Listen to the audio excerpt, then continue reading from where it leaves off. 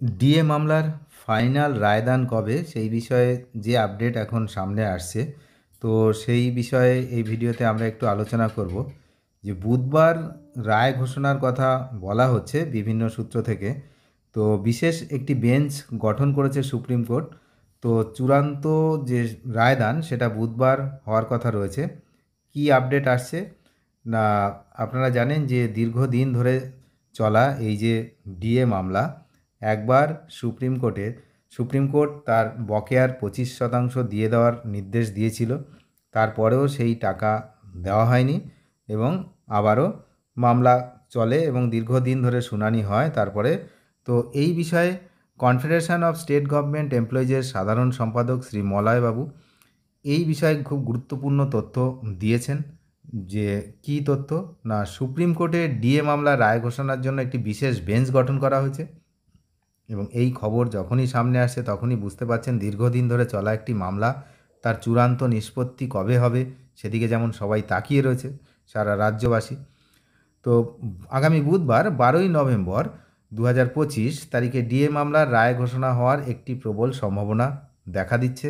আগামী বুধবার 12ই নভেম্বর ওই দিন দুপুর 3টের সময় মাননীয় বিচারপতি সঞ্জয় করল এবং মাননীয় বিচারপতি প্রশান্ত কুমার মিশ্রের ডিভিশন বেঞ্চে কিন্তু এই রায়দান হওয়ার সম্ভাবনা রয়েছে।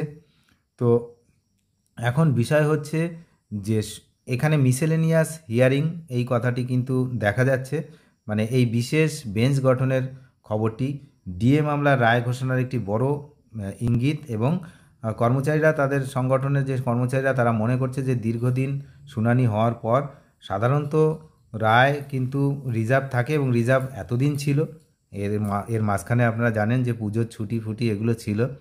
তো এখন রায়দান কিন্তু হওয়ার সম্ভাবনা রয়েছে।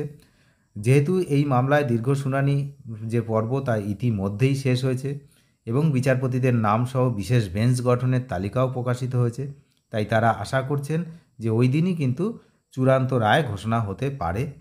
এবং আরও কি না, এটি কিন্তু একটি সম্ভাবনা মাত্র, কারণ চূড়ান্ত রায় ওই দিন আসবে কি না সেটা কিন্তু সম্পূর্ণই আদালতের উপর নির্ভরশীল, সেটা কিন্তু এখনই কিছু বলা যাবে না।